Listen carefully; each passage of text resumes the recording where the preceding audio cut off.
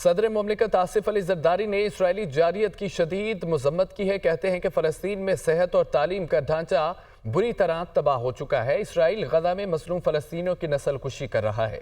اسرائیل کی جارحیت سے خطے میں امن کو شدید خطرہ ہے۔ عالمی برادری اسرائیلی جارحیت روکنے میں ناکام ہے۔ اسرائیل لبنان اور یمن میں بھی معصوموں کا خون بہا رہا ہے۔ سلامتی کونسل خطے میں امن و استحکام یقینی بنائے۔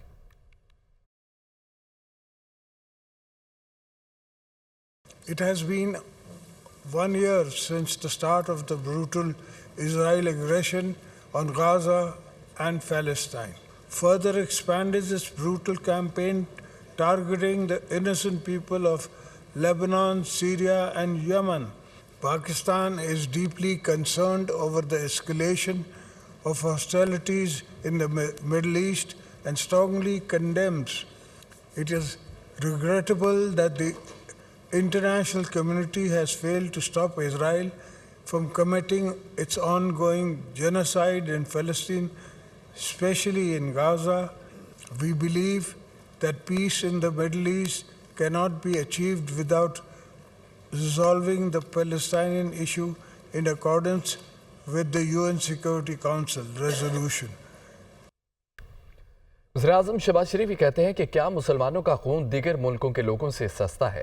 عالمی طاقتیں ہر مسئلے کے حل کے لیے میدان میں آتی ہیں۔ ہمیں عالمی ضمیر کو جگانا چاہیے۔ غزہ میں قتل و غارت کو روکنا ہمارا فرض ہے۔ ہمیں اپنے فیصلے جرأت کے ساتھ کرنے چاہیے۔ فلسطین کے 2 ریاستی حل کی نہیں، آزاد ریاست کے قیام کی حمایت کرنی چاہیے۔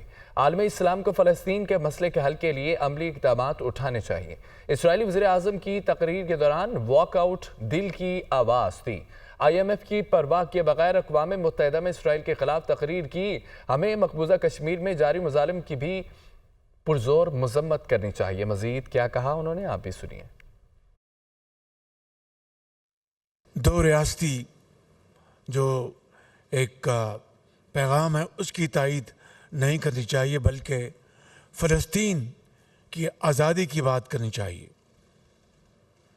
میں سمجھتا ہوں کہ کسی کو اس میز کے اوپر قطعاً کوئی اختلاف نہیں۔ فلسطین کی آزاد ریاست کا قیام اور القدس شریف اس کا حتمی دارالخلافہ ہونا چاہیے۔ مسلمانوں کا خون خدا نخواستہ ان کے خون سے کچھ سستا ہے۔ میں سمجھتا ہوں کہ آج عالمی ضمیر کو آج جاگنا چاہیے۔ نیتنیاہو تقریر کرنے آ رہا تھا، جو ہی وہ آئے ہمارا پورا وقت ہم واک آؤٹ کر گئے۔ میں سمجھتا ہوں کہ یہ باتیں یہ کوئی بتانے کی باتیں نہیں ہیں، یہ دل کی اتھاہ گہرائیوں سے یہ باتیں ہیں۔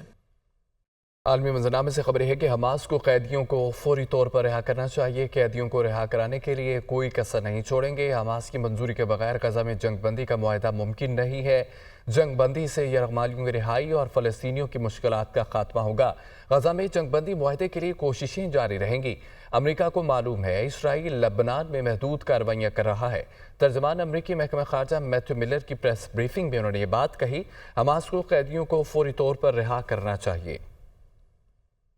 غزہ میں جنگ اسرائیل کو بھاری مالی نقصانات کا یہ سامنا ہے۔ غزہ جنگ کے باعث اسرائیل کو یومیہ $24 کروڑ کا خرچ برداشت کرنا پڑ رہا ہے۔ امریکی میڈیا کے مطابق ٹورزم انڈسٹری بند ہونے سے اسرائیلی معیشت کو بڑا دھچکا لگا ہے۔ 7 اکتوبر کے حملوں کے بعد سے امریکہ اسرائیل کو $17.9 ارب امداد دے چکا ہے۔ غزہ میں جنگ اسرائیل کو بھاری مالی نقصانات کا سامنا۔ غزہ جنگ کے باعث اسرائیل کو یومیہ $24 کروڑ کا خرچ برداشت کرنا پڑ رہا ہے۔ ٹورزم انڈسٹری بند ہونے سے اسرائیلی معیشت کو بڑا دھچکا لگا۔ 7 اکتوبر کے حملوں کے بعد سے امریکہ اسرائیل کو $17.9 ارب امداد دے چکا ہے۔ ہم نے طویل جنگ کا انتخاب کیا جو دشمن کے لیے مہنگی اور تکلیف دہ ہوگی، ابو عبیدہ کی جانب سے کہا گیا۔ طوفان الاقصی تب شروع کیا جب مسجد اقصی کی سلامتی انتہائی خطرناک مراحل پر پہنچ گئی تھی۔ اسرائیل غزہ پر بڑے حملے کی تیاری کر رہا تھا، مگر ہم نے دشمنی پر پہلے حملہ کر دیا۔ غزہ میں موجود اسرائیلی یرغمالیوں کو طویل عرصے تک قید رکھا جا سکتا ہے۔ آپ کو بتائیں کہ ہم نے طویل جنگ کا انتخاب کیا جو دشمن کے لیے مہنگی اور تکلیف دہ ہوگی۔ ابو عبیدہ نے کہا کہ طوفان الاقصی تب شروع کیا جب مسجد اقصی کی سلامتی انتہائی خطرناک مرحلے پر پہنچ گئی تھی۔ دوسری جانب آپ کو بتائیں کہ وزیراعظم شہباز شریف کی اسلام آباد میں چینی سفارت خانے آمد. وزیراعظم کی پاکستان میں تعینات چینی سفیر جیانگ زیڈونگ سے ملاقات ہوئی ہے. وزیراعظم کا چینی سفیر سے کراچی میں چینی قافلے پر دہشت گرد حملے پر اظہار تعزیت. وزیراعظم کا دہشت گرد حملے میں چینی باشندوں سے کے ہلاک ہونے پر شدید دکھ کا اظہار کیا. اس واقعے کی ذمہ دار افراد کی جلد شناخت کے لیے حکومت مکمل طور پر متحرک ہے. وزیراعظم پاکستان میں موجود چینی بھائیوں کی جان و مال کا تحفظ ہماری اولین ترجیح ہے. انہوں نے یہ بھی کہا کہ پاکستان اور چین کے تعلقات کو نقصان پہنچانے کی گھناؤنی سازش کو برداشت نہیں کیا جائے گا. اس واقعے کی تحقیقات کی ذاتی طور پر خود نگرانی کروں گا. وزیراعظم شہباز شریف کی جانب سے یہ کہا گیا. وزیراعظم شہباز شریف نے وفاقی کابینہ کا اجلاس آج 11:30 بجے طلب کر لیا ہے. اجلاس میں ملک کی سیاسی و معاشی صورتحال پر تبادلہ خیال کیا جائے گا. کابینہ اجلاس میں SCO کانفرنس کی تیاریوں کا جائزہ لیا جائے گا. وزیراعظم کا دورہ امریکہ سے واپسی پر یہ پہلا اجلاس ہوگا. خبر ہے کہ وزیراعظم شہباز شریف نے وفاقی کابینہ کا اجلاس آج 11:30 بجے طلب کر لیا ہے.